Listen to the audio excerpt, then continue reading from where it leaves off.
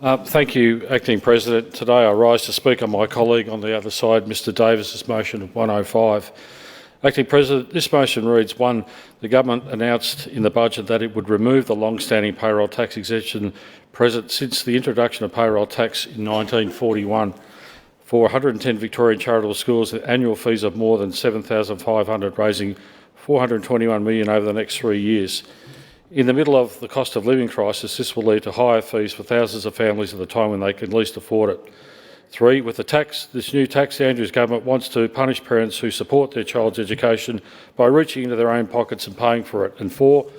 As well as raising fees, many schools will also have to cut programs to reduce the number of teachers because of the new tax.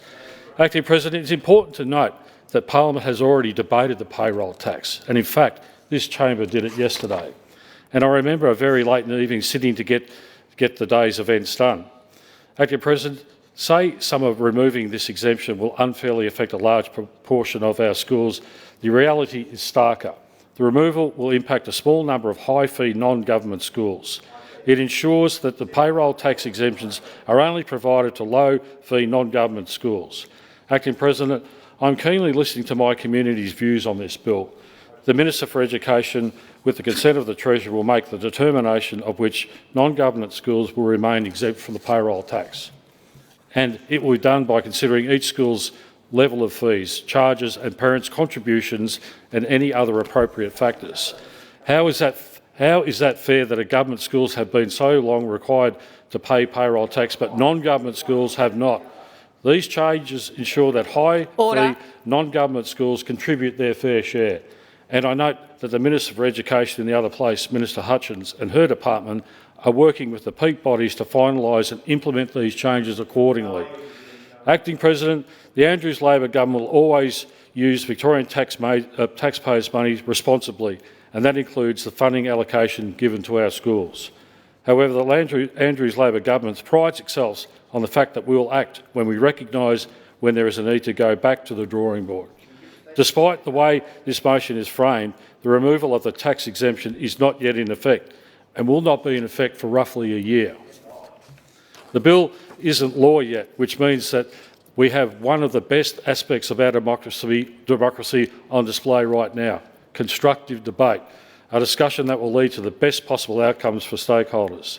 This payroll tax is being introduced to improve the lives of all Victorians, which will ultimately mean the improvement of every single student and parent of students' lives. Good government must look to the whole picture. The removal of the payroll tax exemption on high school fees will ultimately improve all education in this state. It is not only in the interest of the Victorian people to have COVID debt drag on. Action needs to be taken now. Some act like supports for school is the best one-way street. It makes very little sense. The evidence shows that the Andrews Labor government supports non-government schools in a range of ways. We are committed to funding 20% of the school's resource standards for non-government schools under the National School Reform Agreement, and there are a range of measures in the 23-24 budget that will support non-government schools. On top of what I said yesterday, it includes $450 million of non-government schools capital funding is provided in construction, expansion and renovation of low-fee Catholic and independent schools in Victoria. This follows $402 million in 2018-2019 for the non-government schools capital fund 19-20, 22-23, $120 million in 2015 and 2016 for the Victorian Government capital funding program for non-government schools from 2015 to 2018. Funding for specific programs including $168 million for the camps, schools, sports and excursion funds. This program provides support for non-government students and their students. It helps to cover the costs of camps, sporting activities, excursions, to ensure family circumstances is not a barrier to participation. This year's budget increases the amount of funded per year by $25. In addition, low-fee non-government schools will also benefit from $17 million, which access to the Smile Squad free dental program commencing in 2026. Acting President, to look at the Tutor Learning Initiative, an independent evaluation found that 88% of primary school principals and 75% of secondary school principals surveyed said something important, and that is our programs are improving student achievements. It's noticeable and it's real. That's why it's been extended to the end of this year. In fact, more than 88,000 students in low-fee non-government schools have received this support, targeted small group support in 2021 and 2022 and continuing into this year. That helps benefit more than 600 low-fee non-government schools. In fact, we've assisted schools with 257 projects, 180 of those in the Catholic sector and 77 in the independent sector, and we won't be stopping anytime soon. Take a school in my own community, the electorate of Southern Metropolitan Melbourne. In fact, this is Mr Davis's community. We've seen students from Galilee Regional Catholic Primary School in South Melbourne benefit from a massive upgrade. Deputy Acting President, students and staff at this school community have received $5 million so they can have access to a new multi-purpose hall and performing arts facility.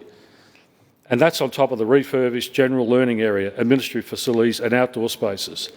Acting President, our government's funding commitments are divided across 4 project categories. The first category is building new campuses in areas of Victoria experiencing significant enrolment demand.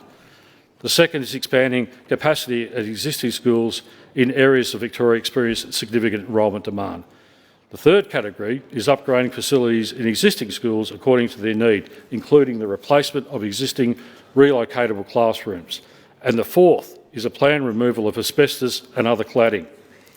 Acting President, in 2018, the Andrews Labor government committed $402 million over 4 years to upgrade and build new Catholic and independent schools across the state. And a further $450 million was allocated in this year's budget to continue to non-government school funds. Acting President, we're working with both government and non-government school sectors. That means Catholic Capital Grants Victoria Limited and the Victorian Independent Schools Blocks Grant Authority to manage the program for schools in their respective sectors.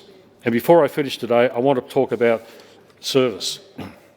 The Andrews Labor government is supporting a low-fee non-government primary schools by funding the Mental Health in Primary Schools program. The program funds schools to employ a mental health and wellbeing leader. Any parent in this place with kids in school will know how important that is. In a modern-day era, our young people face unique changes and challenges, and they are different than those in my day. That's why the support provided to individual students and help teachers better identify and support at-risk students and build relationships and referral pathways to local mental health services. And finally, we've invested more than $126.4 million to establish the Victorian Academy of Teaching and Leadership, because we need the best teachers, no matter what school your child goes to. The Teaching Excellence program is an Aussie first. Participants are from all these 3 school sectors. Government, Catholic and independent schools are undertaking this advanced flagship learning program for highly skilled teachers. In just 2 years, the Academy has trained 238 teacher participants, with 92% of the participants having identified their professional learning and development and have a positive impact on their life and their professional practices. Thank you.